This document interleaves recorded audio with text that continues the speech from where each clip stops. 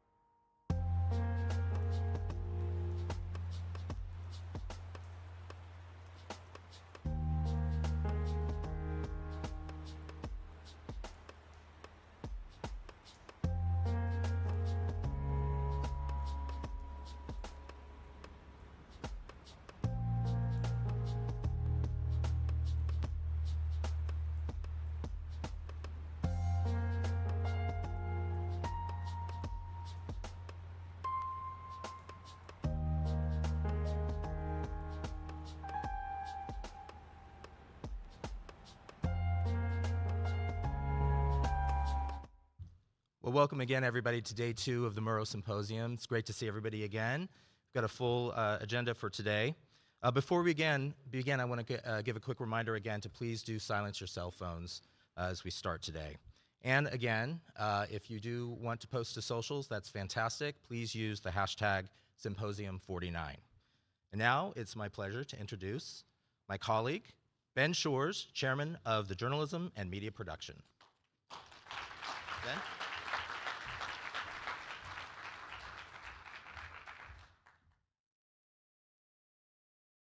Well, good morning. Welcome to day 2, and excited for another day of discussions. And I think yesterday the energy was palpable, and hopefully we can keep that going throughout this morning. I have no doubt with our first speaker that there's going to be lots of energy, because it's not every day you get to hear from a journalist as smart and thoughtful and groundbreaking as Andrea Joyce. Unless I guess you're Harry, and then just another Wednesday for Harry. But for the rest of us mere mortals, this is such a treat to have Andrea Joyce, a pioneer in sports broadcasting here. I'm a huge Harry Smith fan, but as a fan of sports in the 1980s and the 1990s and throughout, a special treat for me to have Andrea Joyce here today. Andrea grew up in Detroit, Michigan, a fan of the Tigers and the Lions. There were some lean years in there for Lions fans, but things are looking up. A graduate of the University of Michigan, she entered a world of broadcast news where few women were in the newsroom. She secured a job at KKTV in Colorado Springs, Colorado as the, quote, weather girl. Women were largely absent from televised sports at the time, but Andrea Joyce was part of a vanguard of female sports journalists breaking down barriers. She covered her first Olympic Games in 1988, reporting from Seoul, South Korea with a small crew and a small budget for a struggling but ascendant cable station called ESPN. In total, she's covered 17 Olympic Games and is preparing for the 18th upcoming Olympic Games. She's also covered tennis, college basketball, even the Dallas Cowboys, where Coach Tom Landry, won over by Joyce's persistence, opened the door to the locker room and announced to the team, "Men, she's coming in."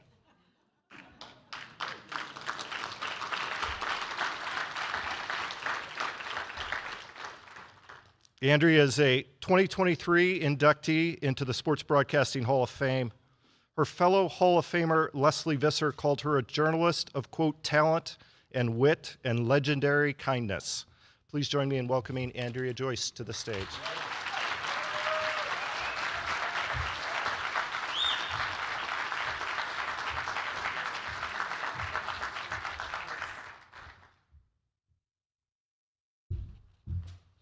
You'll hear more details on that Tom Landry thing in a few minutes. So first of all, I really want to thank all of you for welcoming Harry and me this week. I mean, in 72 hours, we have felt like We've become part of your family. Seriously, we're just gobsmacked by your generosity and your kindness. Not to mention what you're doing at the Murrow College is just, we're just in awe of everything that you're doing. Whenever I get asked to do something like this, I'm a little bit hesitant. I have a little voice in the back of my head saying, why me? You heard Harry talking about his imposter complex. Nothing compared to mine. He's talked me off the ledge so many times, we can't count. I'm reminded of an event I participated in at my alma mater, University of Michigan. I was part of the bicentennial celebration. So there's lots of famous alums there, right? So they had been asked to come and speak. We've got astronauts, doctors curing cancer, James Earl Jones. It's University of Michigan, right? So I'm checking into the hotel, and I meet this woman named Judith Gaskin. And she introduces herself, and she says, well, I was one of the first members of the Peace Corps. She was on the steps of the Michigan Union when JFK first talked about the idea of the Peace Corps. She was one of the first members. They called her the mother of the Peace Corps. She started VISTA, which was the United States version of the Peace Corps. And so she says, and what about you? Why are you on the agenda? And I said, well, I'm one of the first women in the country to see men naked in a locker room. Thank you very much. Talk about feeling inadequate, right? When I meet people for the first time, the first thing that they want to know is, what was it like 35 years ago when there were so few women doing sports on TV? Did I always dream of this career? Absolutely not. You have to understand, as was mentioned, when I graduated from college in 1976, there were very, very few jobs for women in television at all. In news, there were a couple, absolutely none in sports. I was in grad school, desperate to drop out and get my life started. So I made a little news audition tape. I had a resume, and I started sending those resumes out to TV stations, and I realized that the interest was really about the weather. Like, could you be a weather girl? So I thought, well, if I had a couple of offers from stations in northern Michigan, and I thought, well, if I have to go to a small town, might as well be a good one, right? This is great career planning for all of you. So I get the broadcasting yearbook out. There was something called that at the time. And I looked through all these small towns and everything that ended in springs or beach. So I sent resumes to Palm Beach, Palm Springs, Daytona Beach. Colorado Springs calls me. So I had said in my cover letter that I had a weather audition tape, which I did not. But I didn't want to encourage them. I didn't want to go down that path unless I had to. And they called me and they said, FedEx us your weather audition tape. So I was a teaching assistant in grad school. I called a couple of my friends. We go to the TV studio. We had keys. We open it up at midnight. They get the equipment running. I've got a big giant piece of cardboard in the Detroit News. I open it up to the weather page. I draw the map, and then I make a weather audition tape. They must have been desperate. They hired me. Hired me based on that. They didn't even fly me out. I took the job sight unseen. I was the Monday through Friday main weather person, girl, $4 an hour. I get out there. Little did I know, it was borderline poverty, right? Little did I know that the weatherman before me was 6'6". He was 6'6" tall. So they had this giant map for him. This was before green screen. Like, this is Velcro. This is, rain clouds that had Velcro on them. And, just like, seriously, this was really it. I came up to Oklahoma. If there was weather up in this part of the world, forget it. There was no way. Like, if I couldn't reach it, I couldn't cover it. So they realized that, okay, so we're going to give you a pointer. So they gave me a pointer. They told me to wear skirts and dresses and smile when I gave away the snowblowers on Thursdays, because that was what the job was, right? It sounds pretty ridiculous. Honestly, saying yes to that job was the absolute best decision I ever made in my life. Saying yes opened up the door to all kinds of possibilities. It also forced me to face unforeseen challenges head on. When I got my chance to transition to news in Wichita, Kansas, I actually had to hide in the ladies' room when they told the anchorman that he would be sharing the desk with a woman. They were afraid that he would storm off and I would have to go on. You all saw the movie Anchorman, right? Comedy? It was a documentary. The other guys on the set made it their job, their mission, to make me laugh or mess up, anything. Like the sports guy, not a lot of sports in Wichita, right? So the sports guy had a taxidermy segment on Wednesdays. So Eric, you went through this local, you know, right? I mean, it's crazy. So anyway, so I remember I'm reading voiceover copy when the Pope died. His segment is coming up next.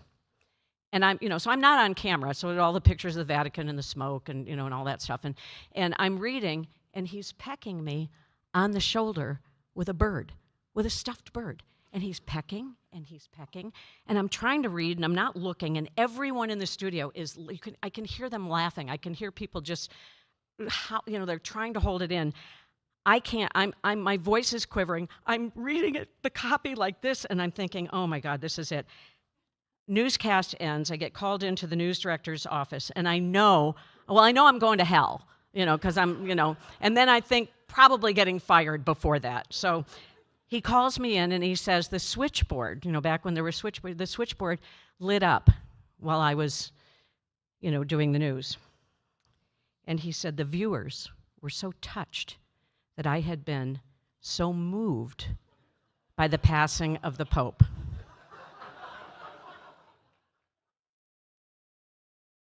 I mean, really? It's funny because we look at these kinds of things today from a completely different lens, right? Was it sexual harassment? Maybe. Back then, though, it was truly all about surviving and moving on.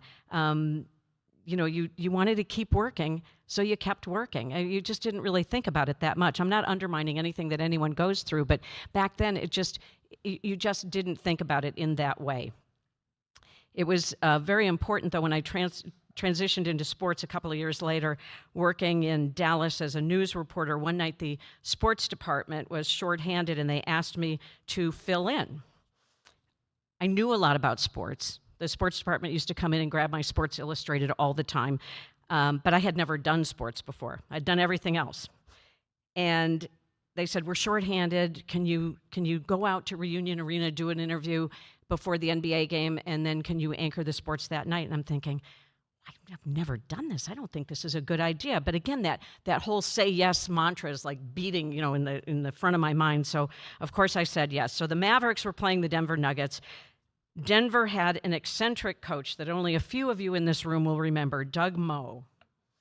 Doug Moe was completely irreverent. And I asked them, I said, well, do you want me to interview Doug Moe? And they said, don't even try. Don't bother. You'll never get him. He doesn't talk to us. He's, whatever. For some reason, he doesn't talk to us. I thought, well, I'm kind of curious. Like, what if? Like, what if I could get him? So I find out where the team is staying. I call the hotel. The receptionist, surprisingly, puts me through. I woke him up from a nap. That's my biggest regret in my career, is that I never got the name of this woman, because she changed my life, right? I don't make that phone call. I don't get through to him. Maybe I don't ever get this job. So anyway, I call, I get through, I wake him up from a nap, and he agrees to do the interview. I show up. All I had to do was ask one question. I mean, I could have said, what's your horoscope sign? And he just goes off and talks for 3 minutes, and he's hilarious, and it's wonderful. And the news director is sitting back, in the office, and he said, how'd she get Doug Moe, right? So I made that phone call, and that changed the trajectory of my life. And if you're keeping track so far, students, 2 lessons: say yes and be curious, because you don't know what's going to happen. Of course, that was when the drama really started for me, though. Being the first female sportscaster in Dallas, challenging, to say the least. I had the full support of the station. They said, we really want to have a news person in the sports department. At the time, there were a lot of former jocks who were, in the locker room, and, team would lose 41-0. It's like, oh, wow, great effort, and they're patting each other on the back. They had a lot of that back then. And our news director said, we want to have a news person in the department. So I had their full support, and they were terrific to me. The public? Not so much, right? I mean, you're talking Dallas, Texas, not exactly the most progressive place in the world. And there were guys who used to call every night I was on and say, get that you-know-what woman off the air. She has no business doing the sports. One TV critic for a Dallas newspaper admitted that he taped my shows every single night, waiting for me to make a mistake. Trust me, I made many mistakes, but he was not bright enough to catch them. And I will also tell you that I'm certain that there is no male sports reporter who was ever subjected to that kind of scrutiny. It was clear that being a woman in a male-dominated profession would require extraordinary preparation. So lesson 3 was do your homework. Poor Harry. Oh my God, when I think... To this day, it is still, he knows when I'm getting ready for an event, he walks in the room and he goes, oh God, and walks out, because I'm spread out everywhere. I have newspapers, back then before the internet, I'm preparing to within an inch of my life, because now I know that this guy is just watching and listening and, listening to every single word I say. So I'm completely borderline neurotic. I devour every single piece of information that I could get. And I'm sent very early on to cowboy training camp out in Thousand Oaks, California. So there are a lot of beat reporters there who have been covering the Cowboys for years. Now, I know, Eric, you would never, ever, ever do this. But some of those guys who had been doing this for forever would go to the morning practice, get all their sound bites, and then they'd go golf. And then they'd come back and they would do their live shot for their 5 or 6 o'clock sports. You never did that. Anyway. Oh, you're over here. Oh, I thought that was you over there. I can't see. You're right here. Sorry. You could be on TV. Whoever I'm looking at over there. Right? You would have never done that. But anyway. So I never left. I was terrified. I ate breakfast with the team. I went to every single practice. I was there for every meal. I mean, I was like a stalker, right? And the thing is, though, is that people noticed, like some of those coaches, those assistant coaches started to notice, and they started giving me little tips.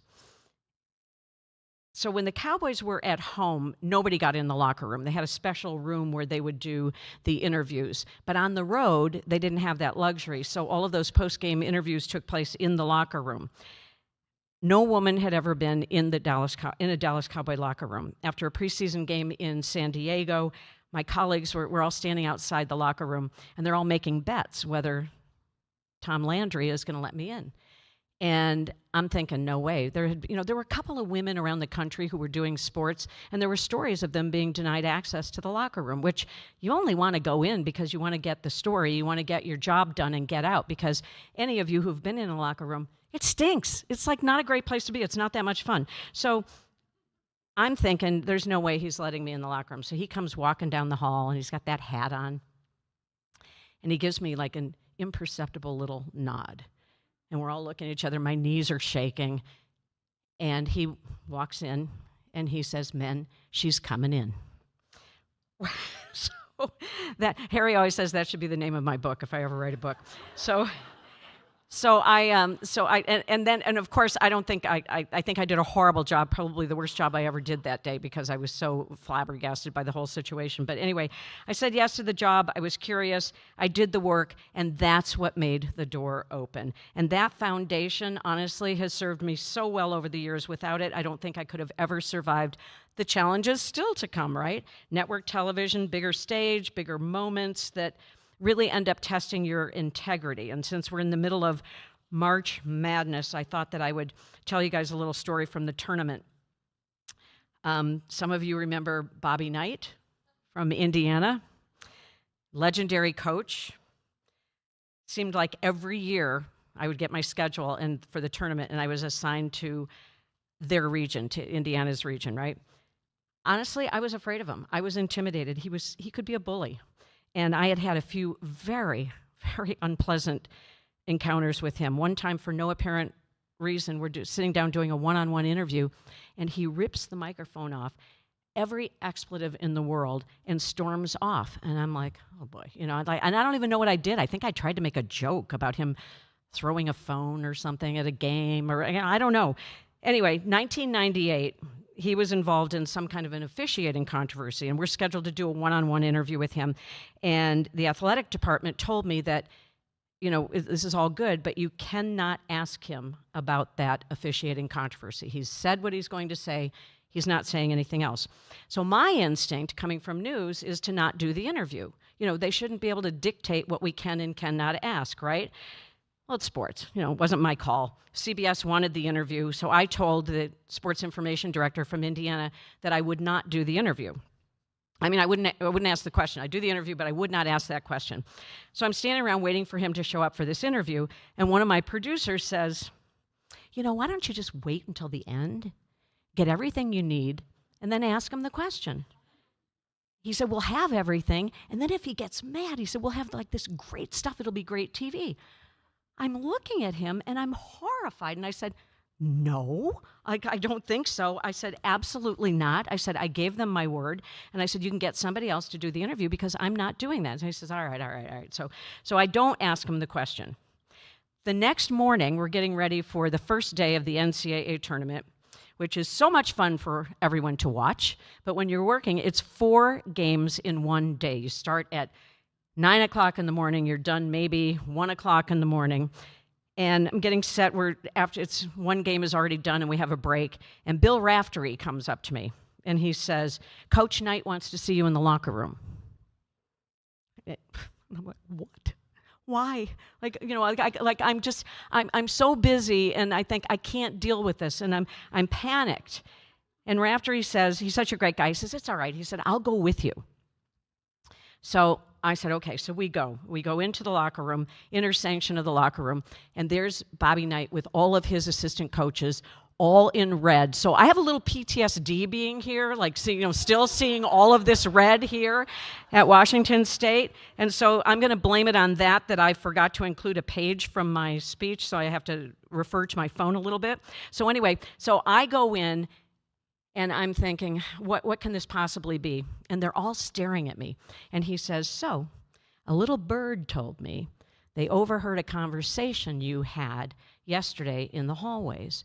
And I'm thinking, oh my God, people are talking bad. We're not always nice when we're talking about him because he's so mean to us. I'm thinking, what horrible thing did I say? Again, I'm on my way out. It's another Pope Day. It's I've lost my job. And he relays the conversation that I had with the producer about not sandbagging him.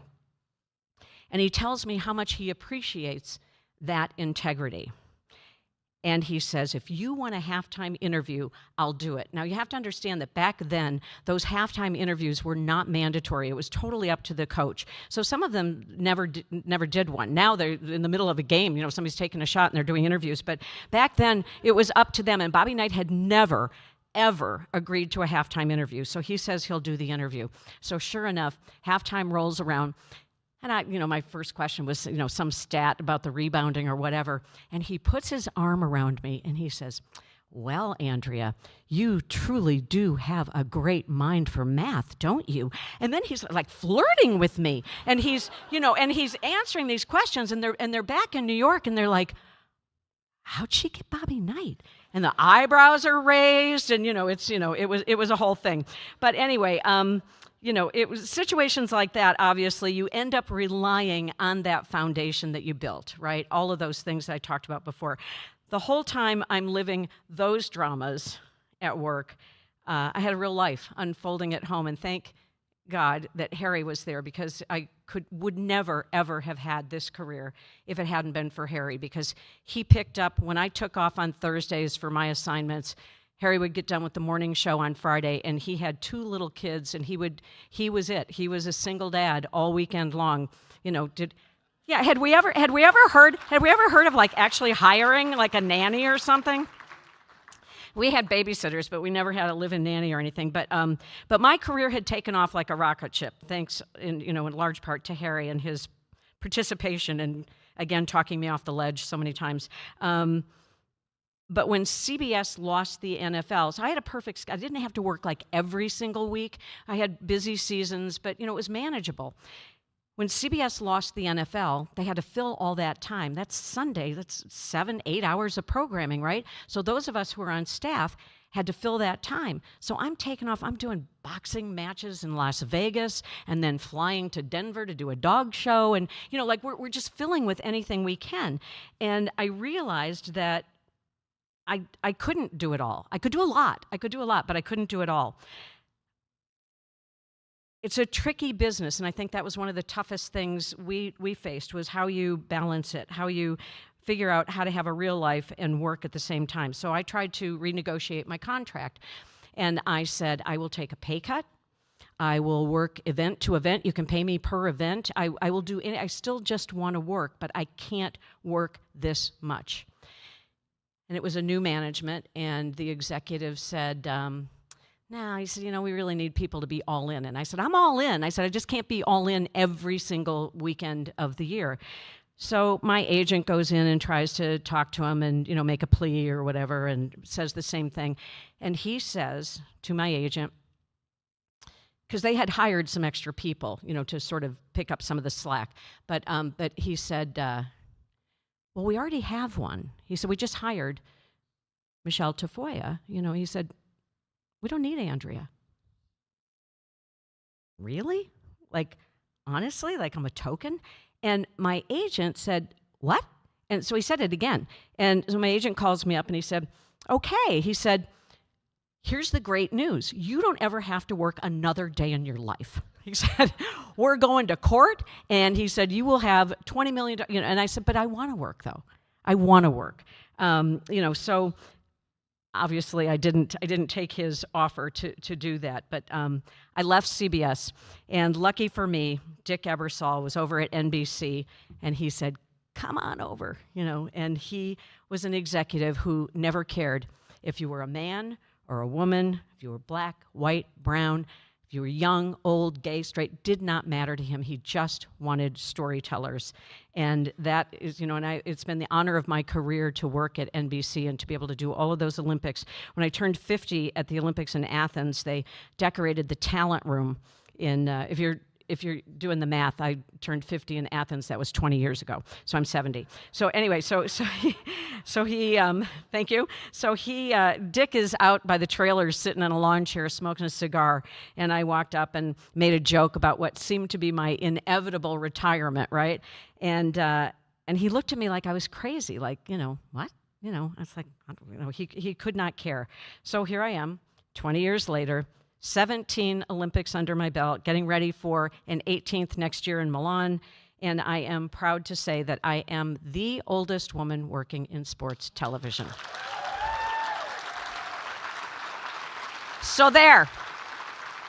But honestly, I am not special. I grew up borderline middle-class suburban Detroit. My mom was a secretary. My dad sold cars. My dad did 2 tours of duty in the South Pacific, Iwo Jima and Guadalcanal. 4 kids in a 3-bedroom house, 1.5 bathrooms, 3 teenagers at one time trying to share the one bathroom that had a shower. So you grow up and you feel like you're just regular. You're just this ordinary teenager.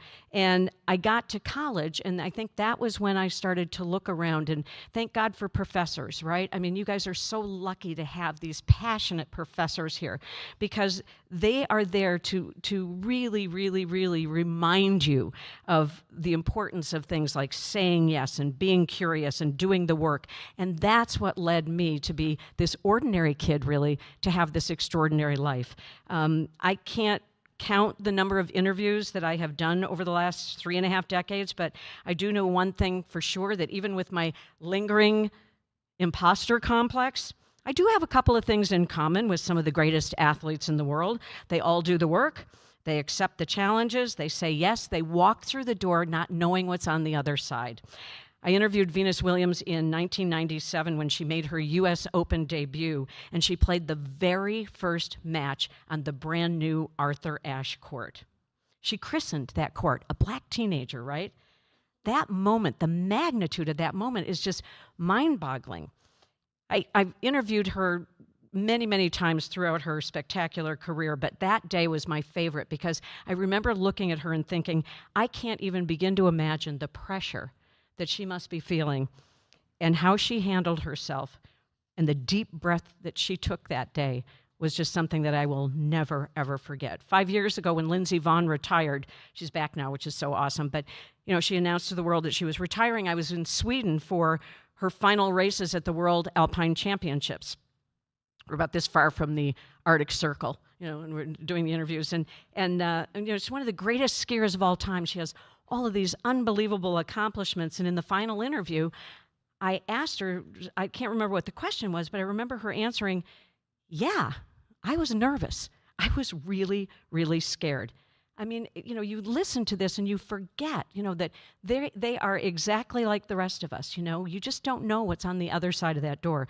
Scott Hamilton, the amazing Olympic figure skating champion, 4-time cancer survivor, once told me, I figure I've fallen 41,600 times in my life, and I've gotten up 41,600 times. So Venus, Lindsey, Scott, countless others, it's about that perseverance, putting in the work, embracing the unknown, and doing it with integrity and curiosity, and asking the questions and answering the questions, what if and why not me? So to all of you students out there, I'm not going to be scolding or preaching, but just encouraging. Whatever you decide to do, doesn't matter if it's this business or what business it is, it's a big, fabulous life out there. I mean, there's so much out there. And I urge you to ask those same questions. Let your curiosity guide you. It can help you navigate the road ahead, a road that will no doubt be bumpy. There will be lots of potholes, but that curiosity will guide you through all of that. Curiosity, I also believe, forces you to live in the moment. It forces you to be present in your own life. It'll open your eyes, it'll open your mind, and most importantly, it will open your heart. And ultimately, I truly, truly believe that it will open doors to experiences that you never could have imagined. Thank you so much for having me here today and for welcoming us as you have.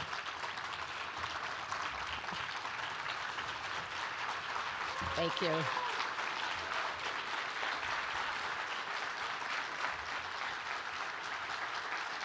Thank you.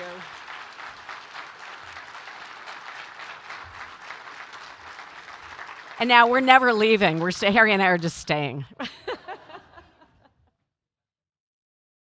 Oh, yeah, sure.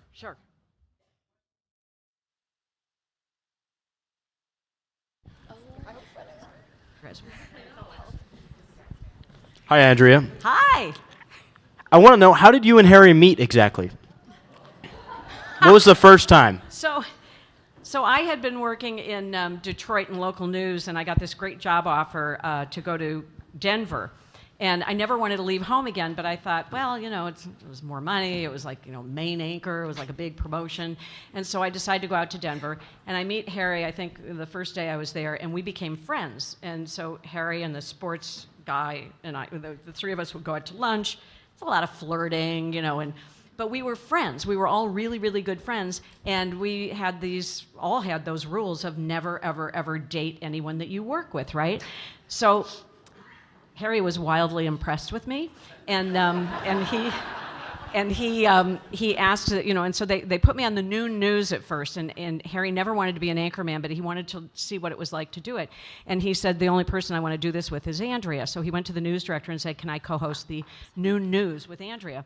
So Harry and I are anchoring the noon news together, and every time he says something, I'm, whoa, and Harry would say, and I would say something, and Harry would laugh, and of course everyone in the newsroom thinks that we're having some hot, torrid romance going on, which we had not, but we were dear friends, and one thing led to another. He took me to the opera, I took him to a Tiger game, and and here we are almost 40 years later.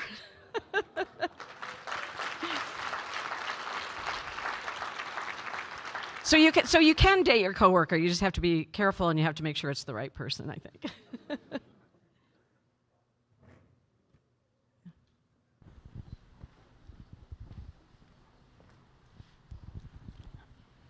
Hi, my question is, how did you keep going even after facing so much, I guess, like discrimination and everything because of your gender and covering sports? You know, I think that those all of those moments, like I tell those stories because they were part of it. They were part of the journey for sure, but they never ever came close to matching how spectacular everything else was. And for the one person who said something snarky to me, there were 50 who were kind to me and who lifted me up and who were there to support me and help me. So I think it was just this balance of there's just, a creepy person here and there, but at the end of the day, like the good so much outweighed all of that. So. So you mentioned that the movie Anchorman is a documentary, not a comedy. Yeah. And they would mess with you a lot. But did you ever get them back with things you did to them at all? No, I was outnumbered. I mean, there was no, listen, this is also like a small station. I think Wichita was, like 56th or something in the country. It was a small, a lot of us were pretty new in the business. I had only done the weather in Colorado Springs for 4 months. So I'm like right out of college, basically. And I'll tell one funny story that's, that people in local news will appreciate. We're all just green as can be, and we're doing the best we can, aside from them trying to make me lose my job. And I'm not even really sure they wanted me to lose my job. I think they just thought it was funny. It wasn't, they didn't think it was mean. But we had one day where Kareem Abdul-Jabbar was still playing basketball, and he was, already then he was, 50 years old and still playing. I mean, he was always old, it seemed like, and he was still playing, and everybody was amazed by his career. And we would have those bumpers, that go to the commercial, and the next segment, they thought the next segment was the sports segment, and the font was going to say, "Still to come, he's not getting any older."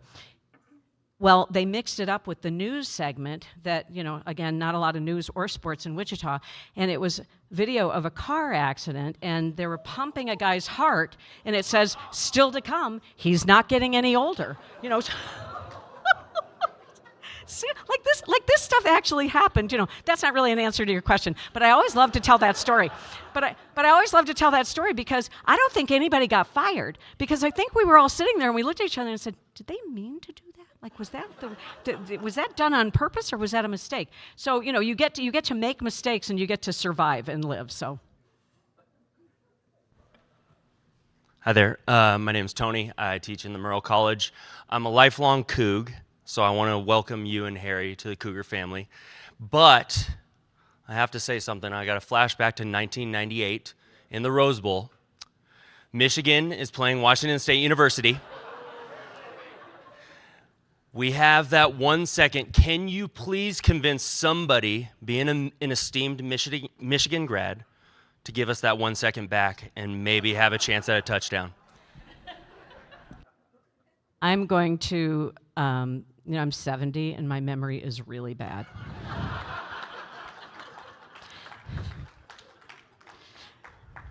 Next question.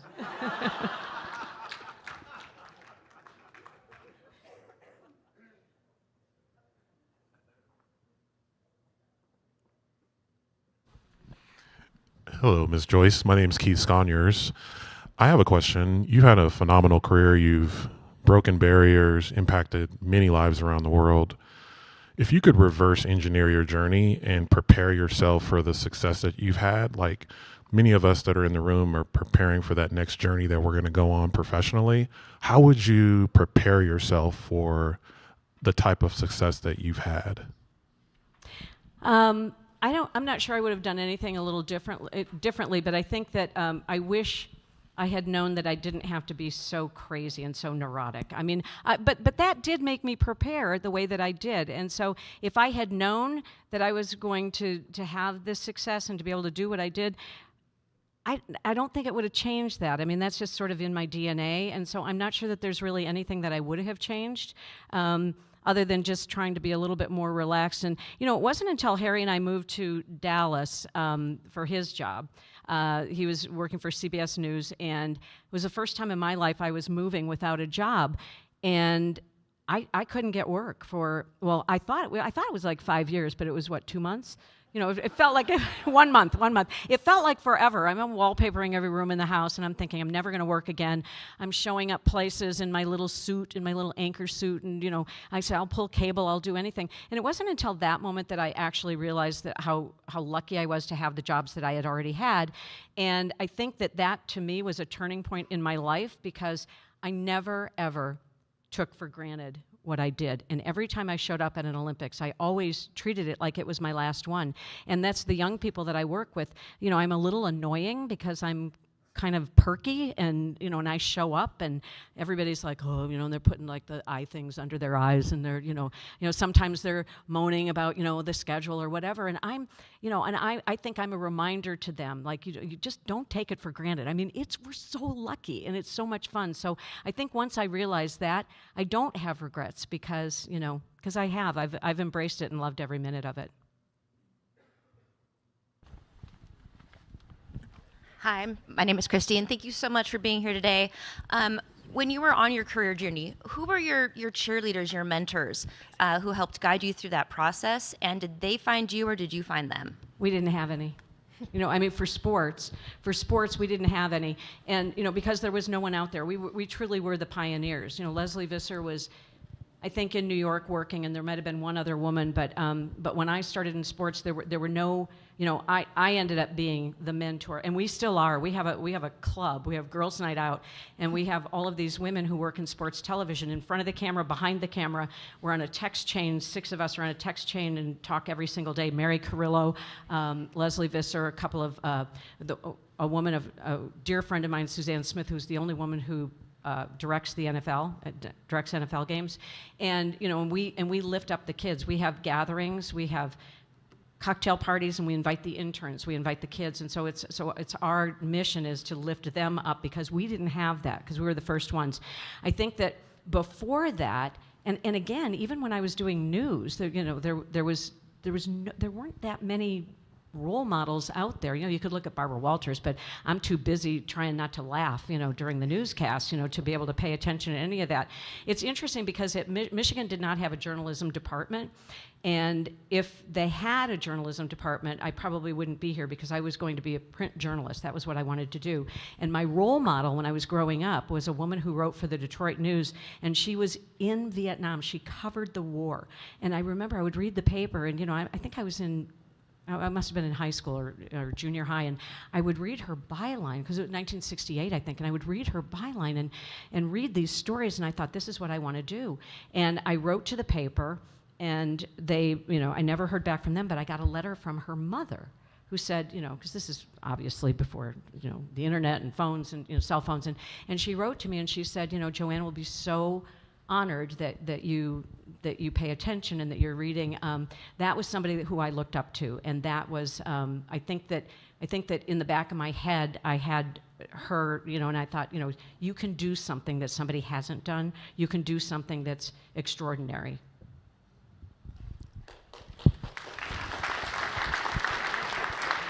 I had a question. Hi, my name is Sada. I'm a student here. I was wondering, how do you think social media has changed the complexity and such of critics and things? How they changed what? How social media has changed the complexity of critics and critiquing people on the news? Well, you know, it's always out there. I mean, I think that back in the day, we had, USA Today had a sports TV critic named Rudy Martzke. And all of our executives, first thing Monday morning, opened up that paper, and they read that like that was gospel. And you were terrified. You know, so I kind of came up in the business with that, and to me, nothing could be worse than that, because you would get up Monday morning and think, please don't say anything about me. I don't want you to say anything good about me. I don't want you to say anything bad about me. You know, and I remember one time he gave me a C+ for an event that I wasn't even at. You know, and so, you know, talk about fake news, you know, right? And one time he called me. I was getting ready to host something, and he called me and he said, well, are you watching Hannah Storm on the Goodwill games? You know, this is really something to have a woman, you know, in the anchor chair doing this. And I said, no, quite honestly, I'm not watching because I'm preparing. I think it was an Olympics coming up. And I said, no, I'm way too busy. I can't, you know, I'm not watching. And he said, okay. So he writes a feature on me, and the first line is, Andrea Joyce sitting in her New York apartment watching Hannah Storm do the Goodwill games.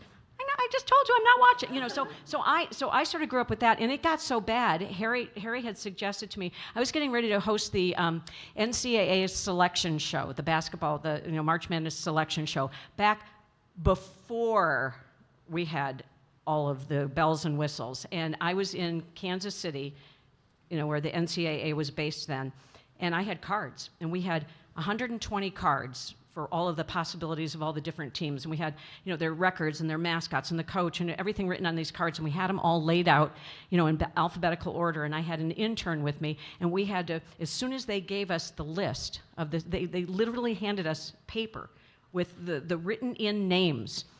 And we had to put these cards together and in a commercial break, go on TV and name the 64 teams. I'm terrified. I'm thinking, I cannot do this. Rudy Martzke is going to kill me. I will be crucified. I will make mistakes. This will be horrible.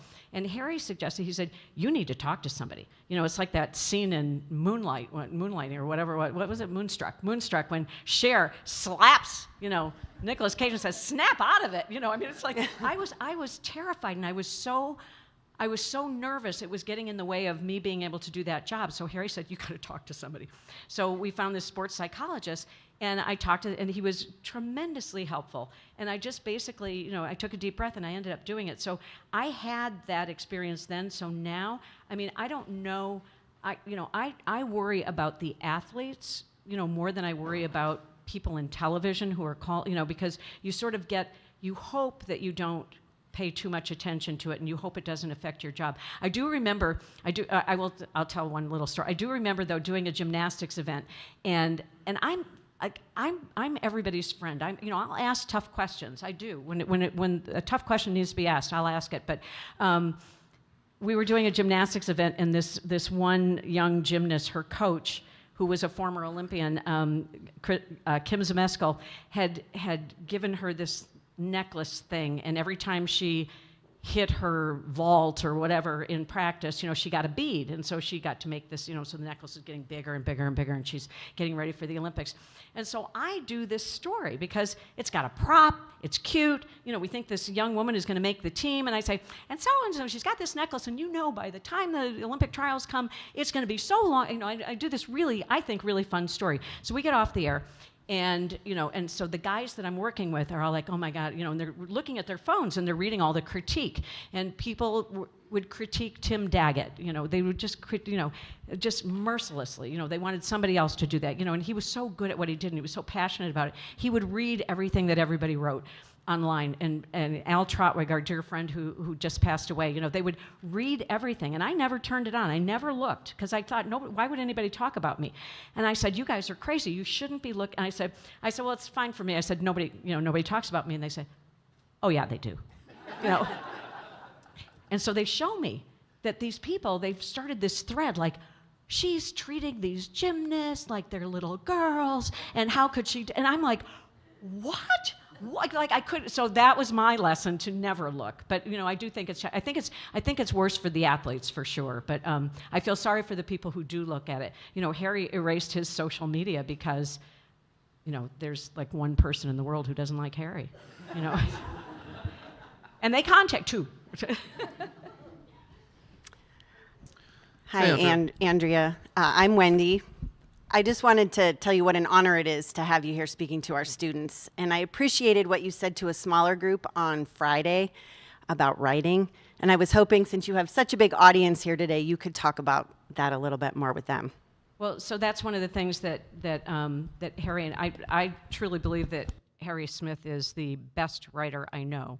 And so I'm surrounded by that greatness all the time. And I truly believe that if you know how to write, you can do anything. You can go into any profession in the world, and it'll take you great places, because you're relaying, you're communicating. You've actually looked at something, you've actually paid attention, and now it's your job to translate that and make people feel like they were where you were, you know, that they experienced that as well. So I think that for me, writing is always, they say, well, you don't really have to write. You only ask 2 questions after a competition, you know, so you don't need to. I write nonstop. I craft those questions. I take it very seriously. I think about it. I take, you know, notes like crazy and keep track of all of these quotes that people's things they say to me, and being able to weave that into stories and being able to tell a story. The only way that you can do that is if you're a good writer. And I think that writing is really important, no matter what you decide to do. Hey, Andrea. I wanted to ask how your process has changed to prepare for big events like the Olympics. Has it changed at all with social media and obviously all these stats being available online? Yeah, the only thing different is that the information is more available. And you know, I show up for the World Championships, you know, figure skating World Championships last week in Boston, and I have a binder, and I have a bio on every single athlete. So that's changed, but I also know that everyone is human and people make mistakes, and you want to verify. You always want to verify. You know, Harry is notorious for years. You know, he would get note cards when he was doing the morning show, and he would, you trust people. You have to trust people you work with, but at the same time, you have to verify, and you have to make sure that if it's coming out of your mouth, you know what you're saying. So I think that it hasn't changed a lot. It's become maybe a little bit easier to gather the information, but I spend just as much time getting ready as I did before. And you'd laugh to see in this day and age in 2025, I have files. I have files on every sport, on every athlete. I mean, my file on Ilya Malinin, the kid who won his 2nd world championship at figure skating, he's only 20 years old. His file's this thick. You know, I don't put it in my computer. I have the notes. And so I remember and I know what he said to me at his very first competition, you know, and I can draw from that. So I haven't changed a lot of how I prepare, but the preparation is made a little bit easier with the internet and obviously with a staff of researchers. Okay. Over here. You can just yell. Oh. Hi, Andrea. You said that you had plenty of moments where you had like imposter syndrome, and Harry talked you through it. Was there anything he said to you that was particularly inspiring?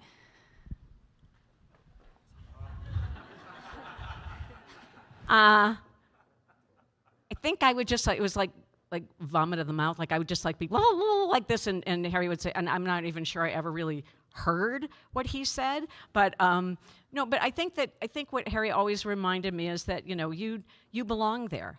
You know, you belong there, and it's interesting. You know, hearkening back again to last week, we had this amazing figure skater, Amber Glenn, who had serious mental health issues for a good portion of her life, and never feeling like she belonged, and is now in a place where she actually, you know, it's the old Sally Fields thing from the Academy Awards when she said, "You like me, you really like me."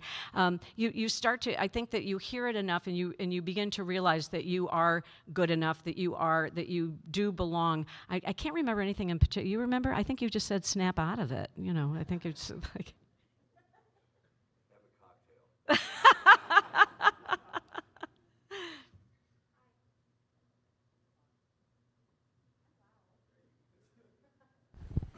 I'm a professor. I really don't need the microphone. Hi, my name's Kara, and I love women's sports. I'm the women's sports girly in this college, probably.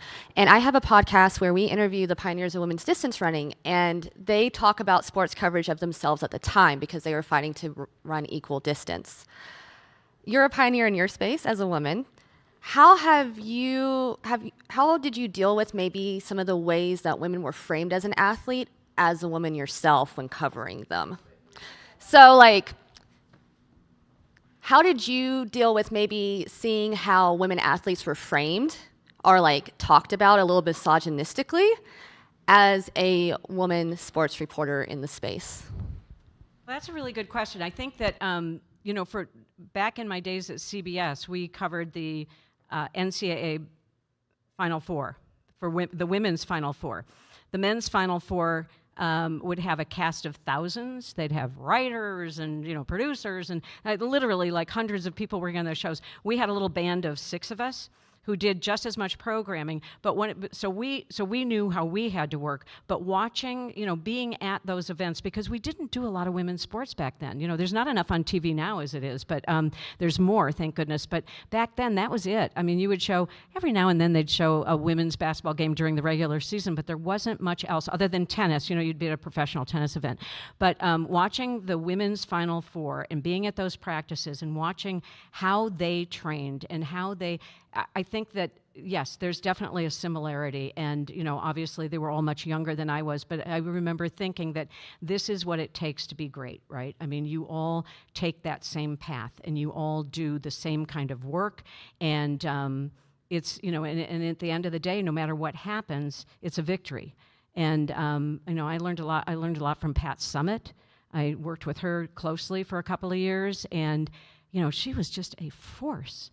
And and because you're sitting there and you're thinking, well, I'm on TV, and like this is pretty great, and you look at what this woman had done and what she had accomplished at a time when it would, and it's still not, listen, Caitlin Clark has moved mountains, for the sport, but that was always there. It was always there. That greatness was always there. So, so I think that also what I learned through the years, and this is, I think that women in sports learn it too, is that, it's you're patient, but then at some point you just, you beat that door down and you say, pay attention to us. Right? Okay. Yeah. Hi, I'm also a professor at Murrow. You have to really talk up because I can barely hear you. I said I'm also a professor at Murrow, like Cara. I recently came from the industry side, PR and advertising. I started as a writer. I have a similar joke to you about your anchorman, but mine is Mad Men. I always insert Mad Men there. My question's back to the writing comment you made, and something that, since I recently transitioned from industry to teaching, that's come up a lot is AI. Do you have thoughts on AI? Have you had to dabble with it? Have you had to consider it much? Or do you feel like you kind of escaped that so far? Remind me what it is? No. That's about my extent of, I mean, there are times when I think, oh, gee, I'm 70, and then there are times I think, oh, yay, I'm 70, because that is not part of my world. And I think when I was getting ready for Paris for the last Olympics, somebody said, well, you should use AI. This is great for your research. And I'm thinking, I don't know. And I did. I went on a site and I thought, okay, I looked, but everything that I had already researched was all there, but it was all there on one page. And so what I ended up doing is that I sort of looked at that as, so is that affirmation of what I have, but again, I still feel like I have to verify it because it's everything I've read and I don't know firsthand, and I know that I have to ask people in person when I get the opportunity before I say any of these things out loud. So I'm probably not equipped to answer much about AI other than the fact that, I'm glad I'm as old as I am and I don't have to understand all of it. Hi, Andrea. I'm Ella. I'm a student here. As someone who's interested in the sports journalism, I have the knowledge and I am working on the skills, but I'm still terrified to step into the field. What is your biggest mindset or motto in times of self-doubt or nerves?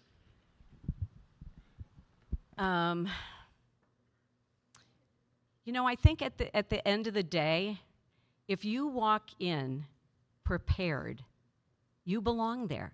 There's no reason why you can't, just like you stood up just now and asked a question, you get to do that. You have the right to do that. And honestly, I'm going to tell you, I have been in press conferences. It's particularly bad in tennis, where you have, and I'm not dissing reporters from international media, but somebody will come in from some scandal magazine or whatever, and they'll ask Roger Federer, when was the last time you beat your wife? I mean, they ask really stupid questions just to get a rise out of them, and you see the athlete's response. But the fact is that if you're a serious person, and if you approach this seriously, and if you approach this with integrity, you belong there, and you will, and you ask those questions, and you will always get a real answer. One of the things that I have learned over the years is that if I've done my homework, and if I know everything about that athlete, and when they know that I've taken the effort to do that, what I get back is so much more than what I put out. So I think that once you know, and it is, it's scary to say, okay, now I'm actually going to go out there and do this. But if you're prepared, that should give you so much confidence that you just have a conversation. You're just talking to somebody, and it ends up being, it was what Harry said yesterday, it ends up being, it's about them. It's at the end of the day, it's not about you. And the less you think about yourself and about what do I want to find out from this person and how can I get them to talk to me, it's really about getting them to tell you their story. And I think that the less self-conscious you feel about it, you know, and the more you think, this is my mission, this is my job. It's not about me. It's not about if I fumble on my words or whatever. That doesn't matter. You know, you've done your homework, you belong there, and just, you know, go out there and do it, right?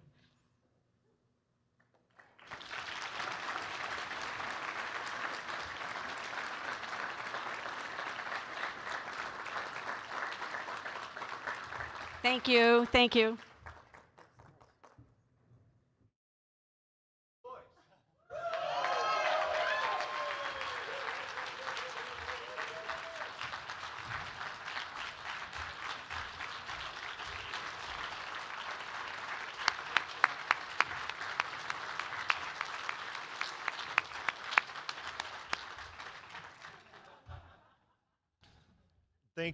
Thank you, Andrea, and thank you, Harry, just for your generosity and working and listening and the conversations throughout.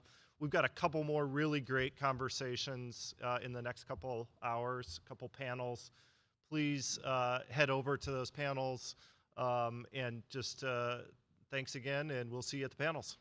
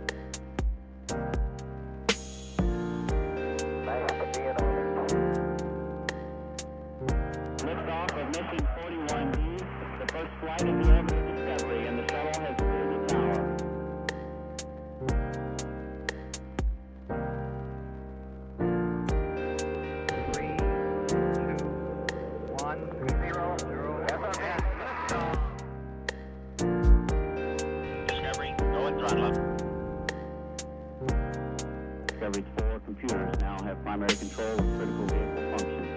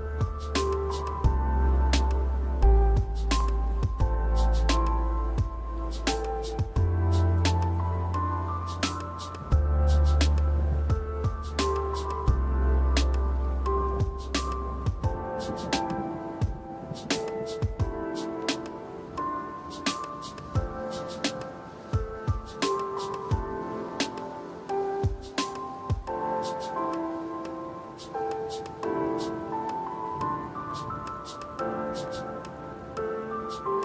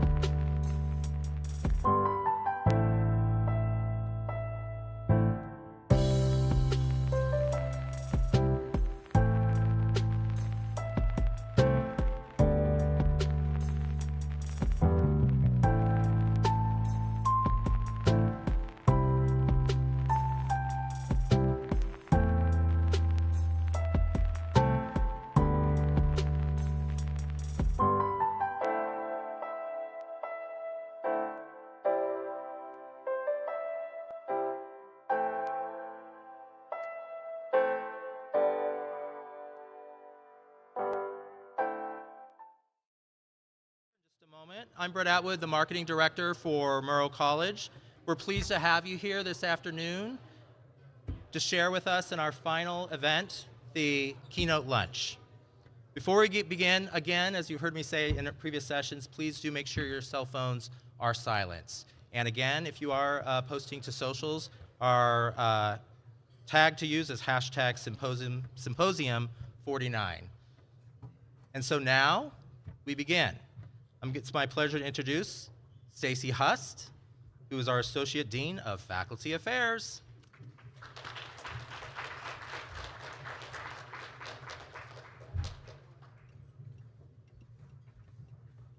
Hey, welcome everyone.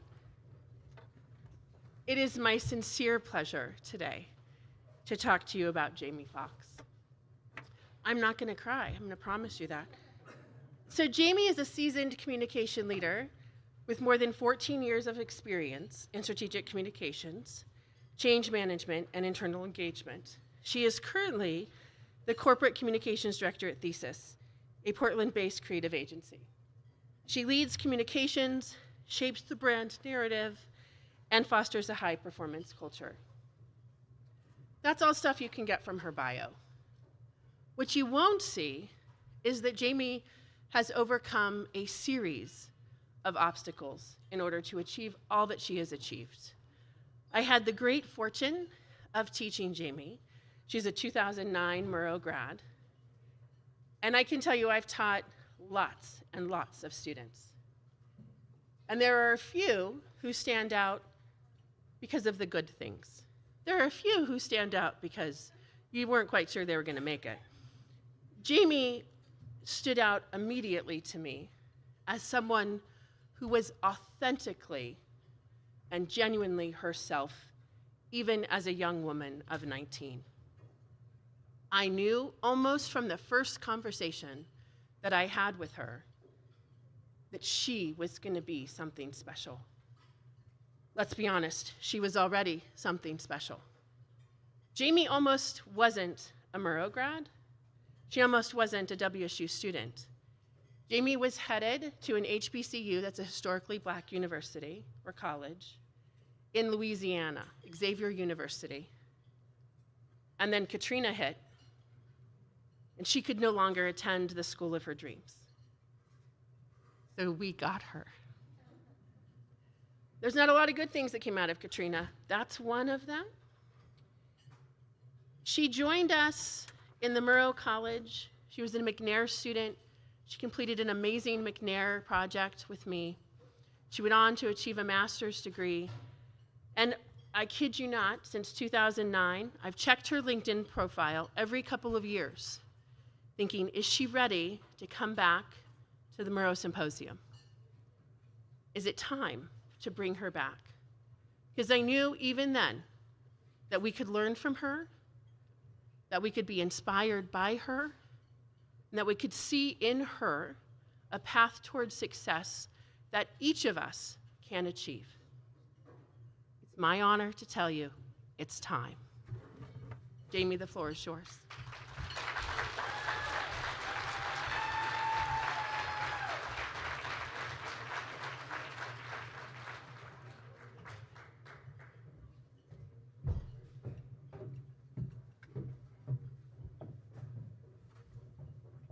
Good afternoon, fellow Cougs. Can you guys hear me okay? First, a heartfelt thank you to the Murrow Symposium Committee for this incredible opportunity. It's an honor to be here today and to meet so many bright, driven leaders, the very people who will help shape our future right here in this room. Over the past 2 days, we've shared ideas and sparked new ways of thinking. And standing here now, I am reminded of something we all know, but often forget. Life moves fast. Don't believe me? Just ask your parents or professors, and they will tell you how quickly time flies. I see some head nodding, so you understand what I'm saying. So I have a question for you, one that I will ask now, and again at the end of my speech. Are you moving forward or standing in your own way? 21 years ago, I was a high school junior in Vancouver, Washington. I was focused, locked in on academics, and involved in student government. Outside of school, I stayed active in sports and programs that kept me grounded, connected, and constantly learning. One of those programs offered something that immediately caught my attention, a college tour. But this wasn't just any tour. It was a 2-week journey to visit historically Black colleges and universities, also known as HBCUs. College was just around the corner for me, and I was eager to visit as many campuses as I could. There was about 20 of us on that tour, high school students from cities across Oregon and Southwest Washington. For 2 weeks, we left everything familiar behind and traveled to the East Coast, visiting HBCUs I had only heard about until then. For the first time in my life, I stepped onto campuses where most of the students looked like me. Entire communities of Black scholars, leaders, and change makers, each one rewriting the narrative of what was possible. It was powerful. Growing up in the Pacific Northwest, experiences like these are rare. But standing on those campuses, feeling the energy, the pride, the sense of purpose firsthand, I knew one thing for sure: I wanted to graduate from an HBCU. By the time I finished high school, I was ready. I was ready for something different, something unknown, but full of promise. I had several college offers to choose from, something I did not take for granted. And when Xavier University of Louisiana in New Orleans said yes, so did I. From that moment on, I was all in. I had a plan, like many of you, to study medicine, to become an OBGYN, and make a difference in the lives of others. My mom traveled with me to New Orleans to help me get settled. I'll never forget stepping off the plane and feeling the thick human air hit us like a wall. It was the kind of heat that made you break a sweat just by standing still. Harry Smith talked about that heat yesterday. But as we explored New Orleans together for the first time, none of that mattered. We were wide-eyed, taking in the vibrant culture, the music in the streets, the food, the energy of a city unlike anything we've ever known. It was a new experience for the both of us, and one I will always be grateful for. The first week of campus was a blur, meeting new people, finding my way around, and figuring out where I was supposed to be. I still remember local students asking me where I was from. I said, Oregon. They said, Oregon? I said, we pronounce it Oregon. And then they asked if we still had wagons and traveled the Oregon Trail. Moments like these reminded me that I was definitely far from home. Moving from the Pacific Northwest to the South was a culture shock. The weather, the accent, the pace of life, even the food. But honestly, it was exactly the experience I needed. It pushed me out of my comfort zone and gave me a real taste of life in the South, humidity and all. By the second week of class, I was starting to settle in. I was finding my rhythm. And then that weekend, we got the news. A hurricane was coming. We were given 2 choices: stay on campus or make our own arrangements to leave. I decided to go home. I reached out to a childhood friend who was also a freshman at Xavier, and together we booked the earliest flight we could back to Portland, Oregon. I thought I'd be home for a few days, right? Visit with family, and then head back to campus. After multiple flight changes, hours of waiting in crowded airports, and a final flight through intense turbulence where every bump made my stomach drop, we finally made it home. I remember gripping the armrests on the plane, silently praying that we would land safely. Hours later, on October 29th, 2005, Hurricane Katrina struck. The damage, unimaginable. The loss, devastating. Over 1,800 lives were lost.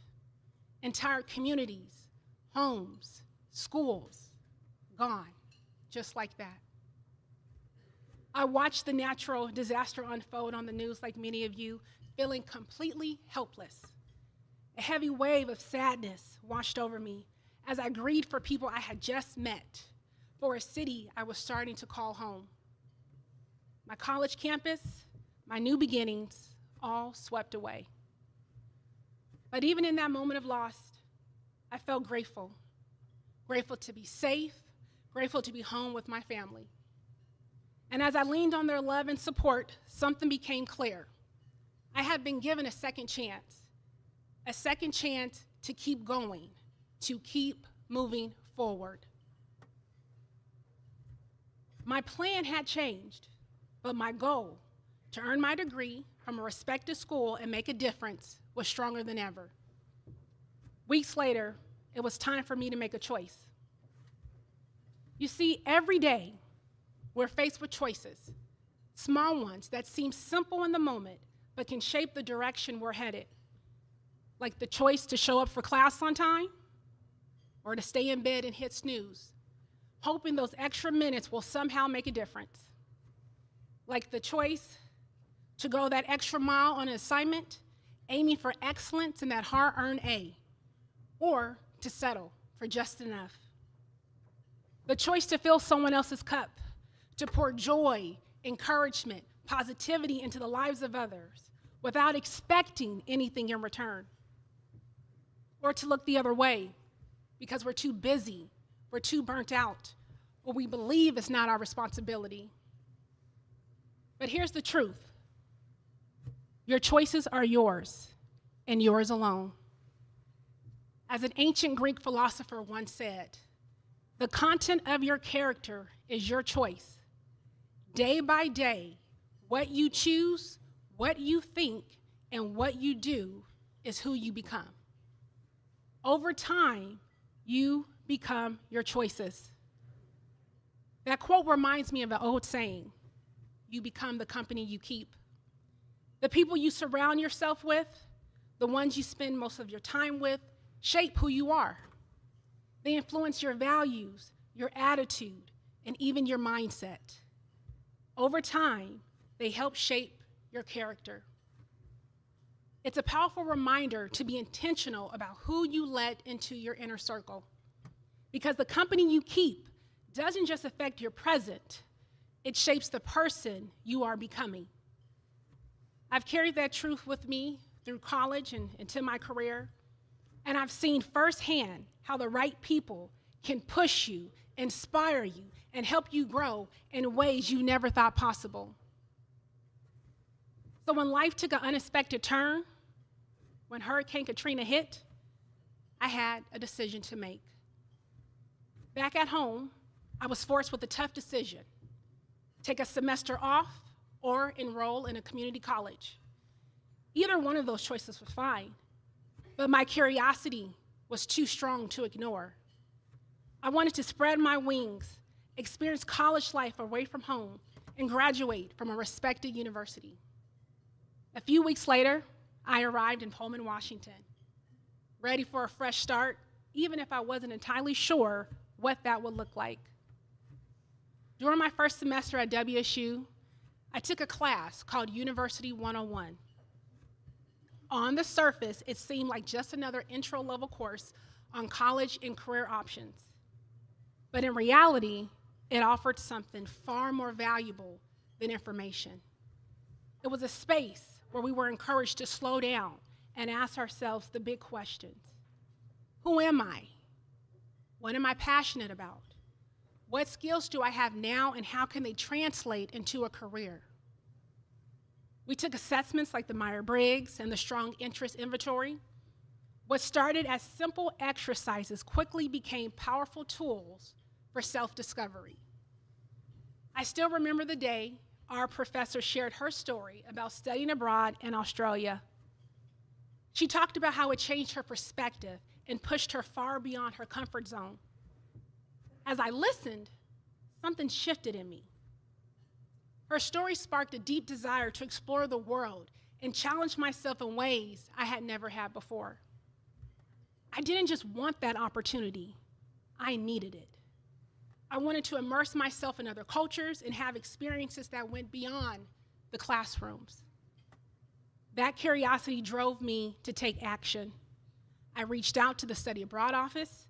Before long, I became a Study Abroad ambassador, encouraging other students to take the leap and explore the world for themselves. And it didn't stop there. After reviewing my self-assessment results, I discovered I had a strong interest in communications. That insight led me to schedule an informational interview with the phenomenal Dr. Stacy Huss. By the end of our conversation, I knew without a doubt that communication was the path I wanted to pursue. By staying open to new opportunities and building meaningful connections, University 101 sparked interest that changed the course of my life. Because I was curious enough to take that course, I found a sense of purpose that reshaped both my life and career. Since then, I've traveled to more than 15 countries, worked in local government, the nonprofit sector, and now in the agency world, supporting leaders and community members through communication campaigns, internal initiatives, programs, and events. And it all started with a single decision: to stay curious and embrace what was next.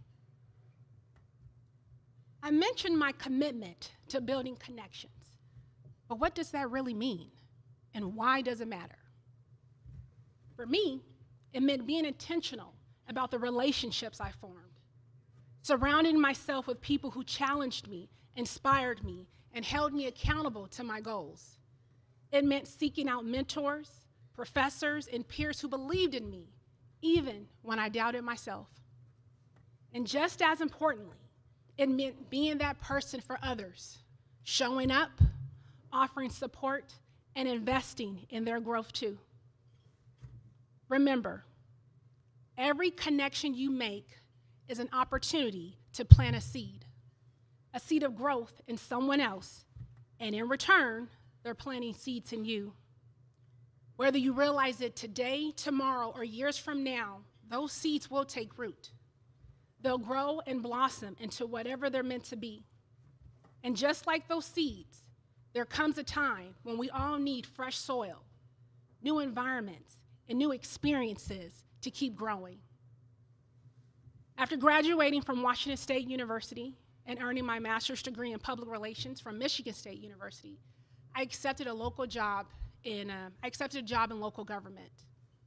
But after a few years in multiple roles, I realized I needed to stretch my skills, expand my network, and find support within a professional community. Back in college, I remember being active in the Public Relations Student Society of America. I knew it was time to get involved again, this time with my state chapter, PRSA Oregon. And so, yes! We have a couple members here. And so I did.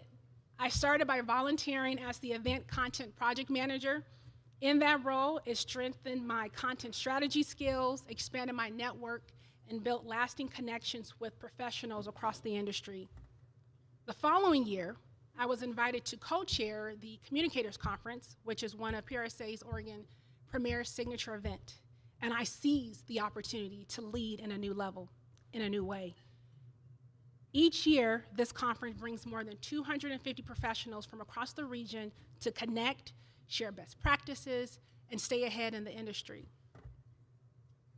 It was a valuable opportunity that challenged me to think bigger about leadership and to see collaboration as a catalyst for impact.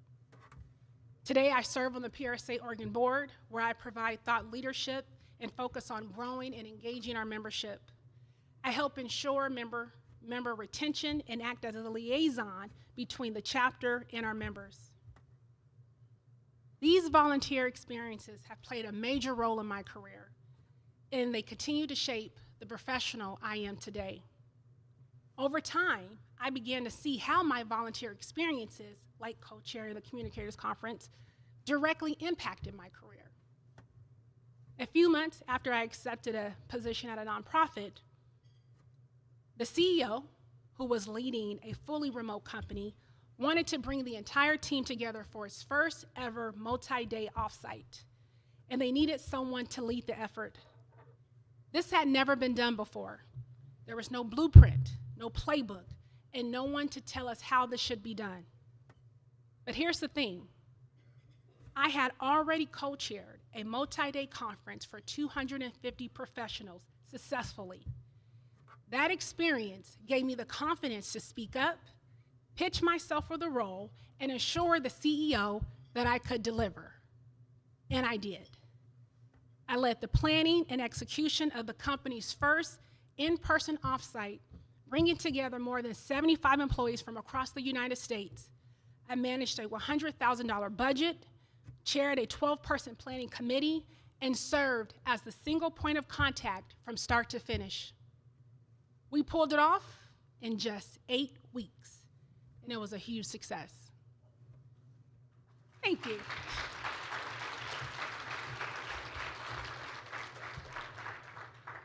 Because of my volunteer experience with PRSA Oregon, I knew I could take on any event and deliver results. And this is why volunteer matters. So how did this happen? How does volunteering translate into career growth? It starts with a desire, the desire to keep growing. Because let's be honest, sometimes you may not get the chance to grow in your current role or company. You might hit a ceiling and start to feel stuck. You might feel unappreciated and start to wonder if anyone even notices what you bring to the table. But this isn't your sign to slow down or give up. It's actually your signal to keep moving forward. This is when you have to be intentional about seeking out experiences beyond your organization, whether it's through volunteering with professional associations, serving on boards, or taking on leadership roles in your community, or even finding a mentor. These are tangible ways to stretch your skills, build confidence, and expand your network. And often, those experiences become the bridge to your next big opportunity. So what does this look like? 2 words: show up. You gotta show up, right? And sometimes that's actually the hardest part, is just showing up. You probably heard the sports analogy: you miss 100% of the shots you don't take. Well, the same is true in your career. You miss 100% of the connections you don't make and the opportunities you don't pursue simply by not showing up. And trust me, I get it. It can be intimidating to walk into a room full of professionals and leaders unsure of what to say. You might even question whether you belong. But here's the thing. By showing up, you've already taken the most important step. You are opening the door to new possibilities, and you're giving yourself a real shot. And when you do show up, be yourself and no one else. Be your authentic, curious self. Being yourself is step 1. Step 2, any guesses? You gotta take action. You gotta take action. So I wanna share a few ways you can do that.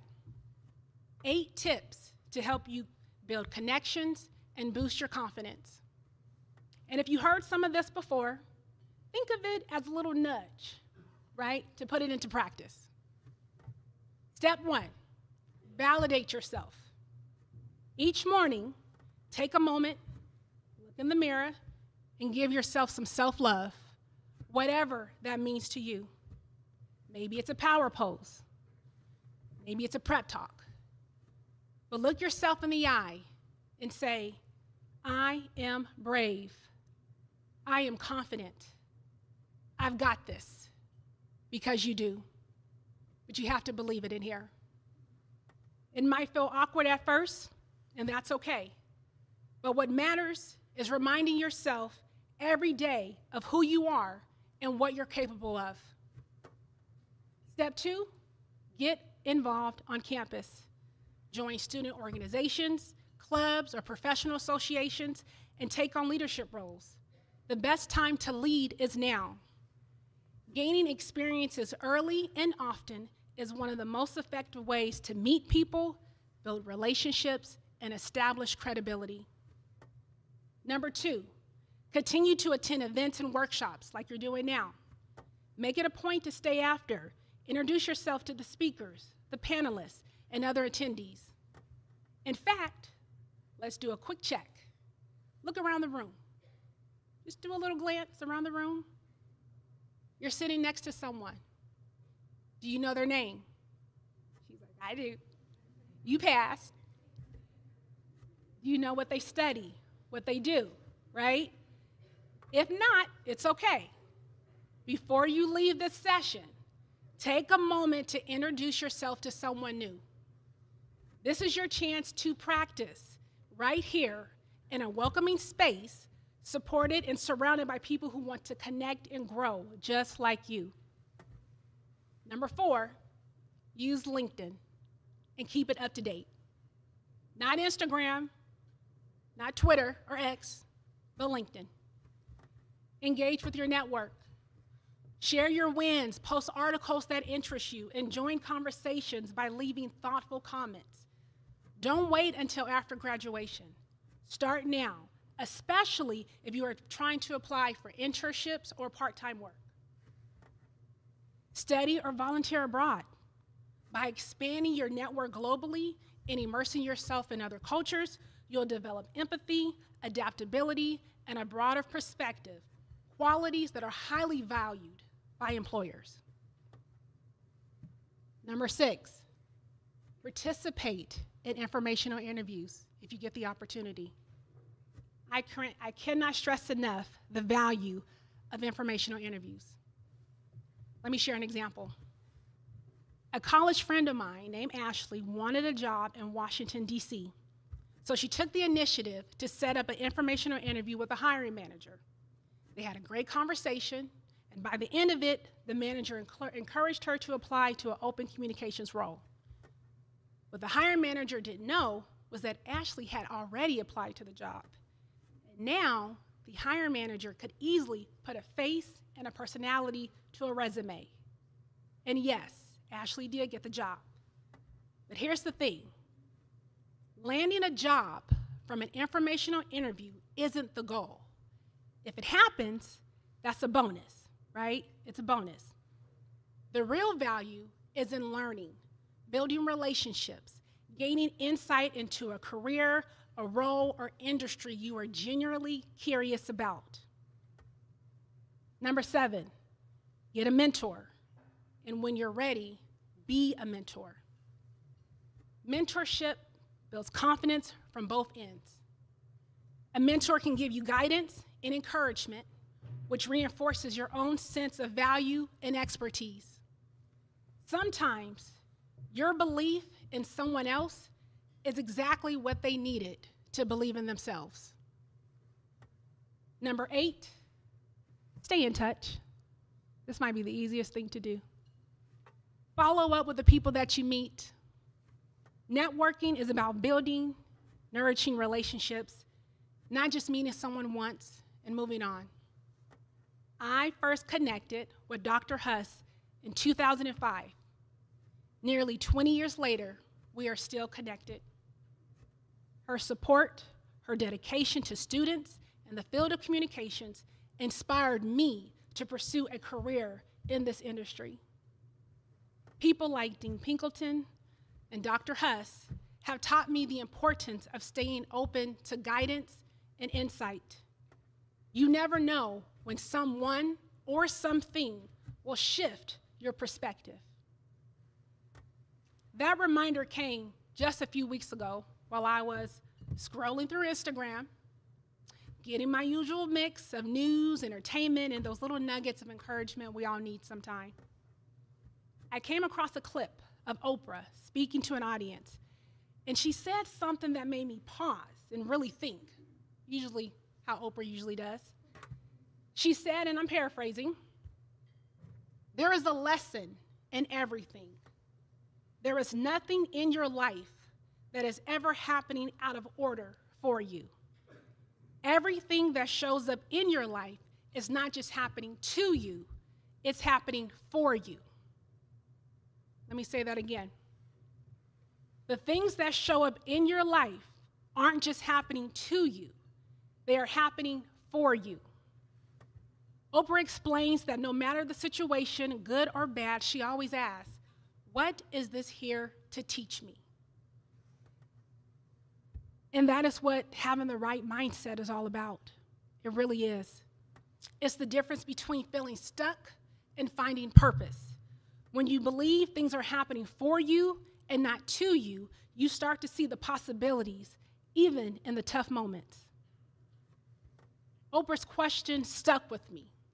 And it's the same question we should all ask ourselves, whether we're facing a challenge, an opportunity, or a moment of doubt. Because every experience, every connection, every choice has the potential to move us forward if we let it. At the start of my speech, I asked you, are you moving forward or standing in your own way? Here's what I hope you will carry with you moving forward. Your choices are yours, and over time, you become your choices. Stay curious, embrace new opportunities because they will come. Be intentional with your relationships. The right people can change everything. Show up. Show up. You miss 100% of the connections you don't make by not showing up. And finally, be your authentic, curious self, because the world needs you, not the edited version. Each of you have spent the past 24 to 48 hours learning, discovering, and connecting. You have the tools, you have the resources, and most importantly, you have the mindset. Look around. This is your network. People who can support you, challenge you, and grow with you. The time is now to own your next move. The time is now to get out of your own way. And the time is now to step forward and take your shot. Thank you.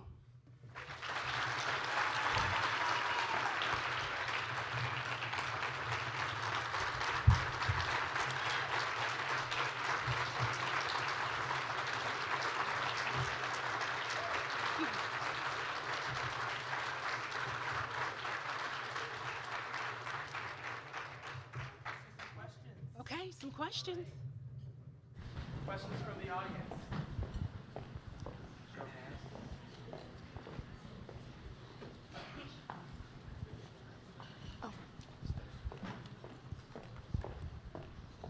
Hello, Jaimee.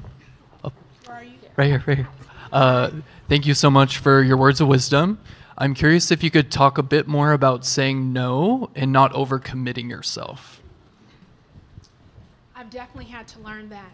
I think it's hard when you're starting out because you want to be seen, you want to be recognized, you want a lot of those opportunities.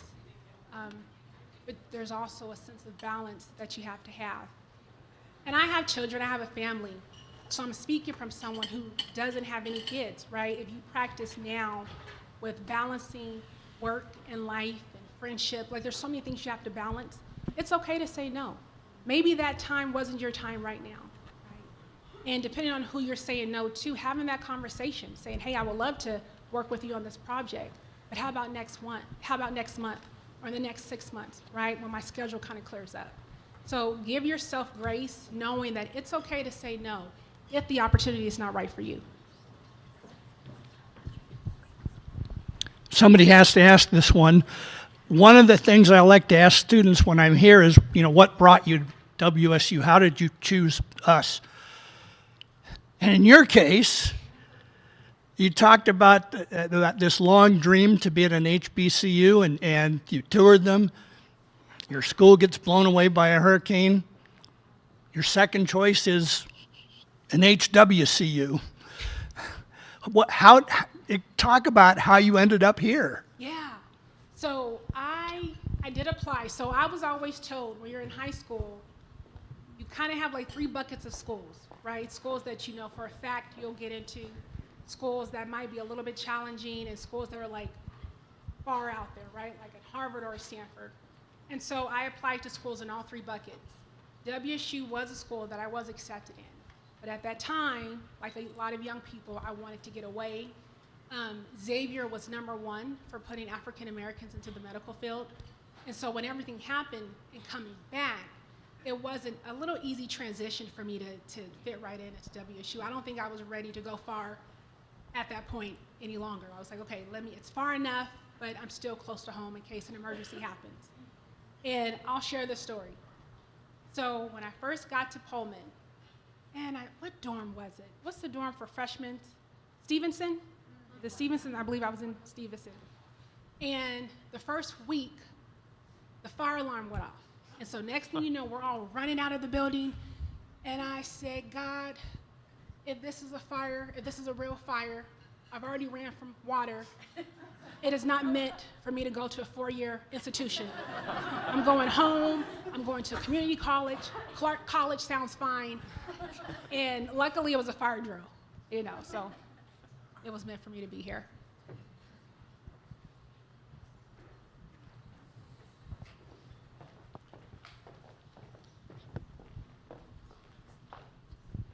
Hi, I'm a professor here. I teach public relations, and thank you for also being on the PR SSA panel before this. Very much appreciated it. So I have a lot of students, and you did a really good job about getting your name out there. Also, when to say no. That's still a lesson I am trying to learn a lot of. Stacy is probably nodding her head somewhere. One of the things is, how do you navigate kind of knowing your niche or knowing what you're going to be good at? Like, I know, it's taken me a time to know what I can talk on and what I can do. But I know with my students, they're looking for any job that's communications. They just want a job. How do they kind of shape that persona for themselves? The question, how do you know what you're good at? Yeah. Experience. I think you have to really have experience. Before graduating, I had 3 internships in different areas. Actually, one was here at WSU. It was called Scholarship, it was with the Washington Center, excuse me. Libby Walker, I don't know if she's here. Is she still here? No? Okay, so she was in the Honors College, and so she kind of oversaw that program, the Washington Center. If you guys haven't heard of it, definitely look into it. It's a great organization that places students throughout Washington, D.C. And I was placed at Double R Production, and that's where I got video production experiences. And so I really cannot stress internships enough. That's the only way you're going to find out, right? You can hear other people's experiences.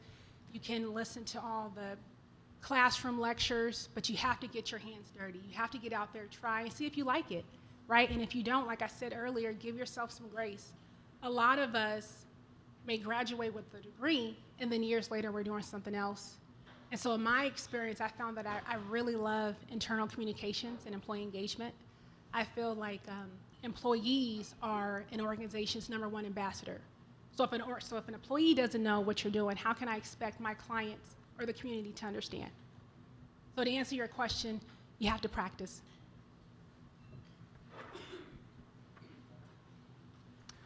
Hi, my name's Tony. I teach in the Murrow College. You said you worked in local government. You said you've worked on campaigns. Have you ever thought about running for office?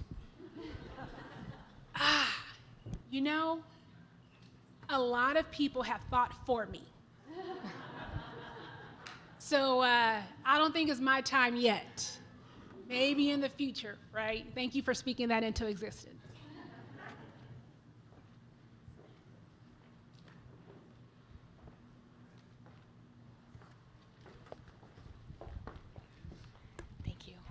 So you talked about pursuing a master's degree. What did that look like for you? Because I know for a lot of us here, I want to pursue that, but I want to get my networking connections in the field for a little bit before I do that, because I'm on the broadcast side, so I want to make sure that I get that networking. I know that's one of the most important parts. So what did that journey look like for you, and why did you choose your master's program? You can do both. I strongly feel you do not have to stop your education to build those relationships. And so for me, I received my bachelor's degree in communications with an emphasis in public relations, and then dual minors in political science and global studies. So I already had a little taste of PR. And so for me, it was just a natural fit to pursue my master's in public relations. So for you, I would say you can do both. You can pursue your graduate degree and also build those relationships at the same time.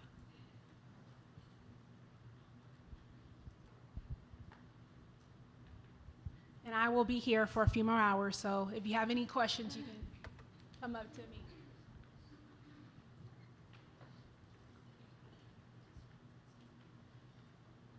You mentioned the Myers-Briggs test and things along that line. How did you discover what you wanted to do? Was it throughout college or within college or after college that you really kind of solidified that idea?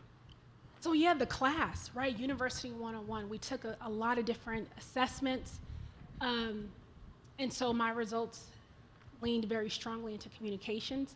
At that time, I had no idea what PR was. And so thankfully, I did my research and I found out who Dr. Stacey Huss was, and I had an informational interview with her.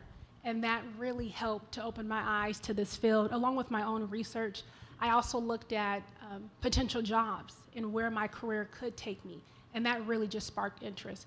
So having those conversations, doing your own research, will definitely help guide you into the career of your interests.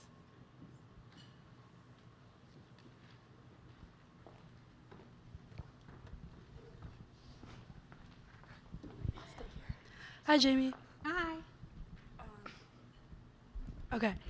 So talking about different experiences of going to Louisiana, that not working out, coming to Washington, having your mindset on medical and then going into the PR side, how do you work through that letdown? It's hard when you have your mind set to something, and when that doesn't work out, how do you navigate through that? You know, I think sometimes you just have to realize it's not meant to be. And then I also thought about my experience in high school where we got opportunities to dissect animals, and that grossed me out. It really did. And so I thought about, if I can't even dissect a cow's eye or a frog, how am I going to support women's reproductive health? Like, it makes no sense, right? So like I said, you go to college, you think you want to do one thing, and reality hits, and you're like, oh, maybe this is not the field for me.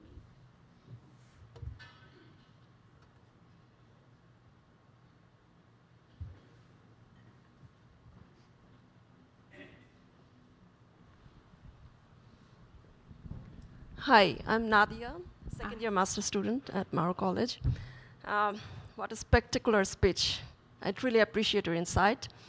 So my question is, I'm curious, have you ever experienced, moments in your professional life when you felt like unheard or dominated? So how did you navigate that challenges? And also, I'd like to know that how do you balance your personal interests with the demands of your professional responsibilities or sometimes obligations? Okay, I'm gonna try my best. There was a couple questions in there. The first one you asked, say it again? Unheard, yeah. There's been a few times where I felt that I was unheard. I was in a position, a senior role, and the focus was of my role, internal communications. And my manager wanted me to do just that. In fact, she would say little things like, Jaimee, stay in your lane. And I wasn't used to hearing talk like that. I mean, I was used to coming from a supportive work environment with peers. And so to have someone who only saw me as just staying right here in this bubble was stressful. And I felt unheard and unseen.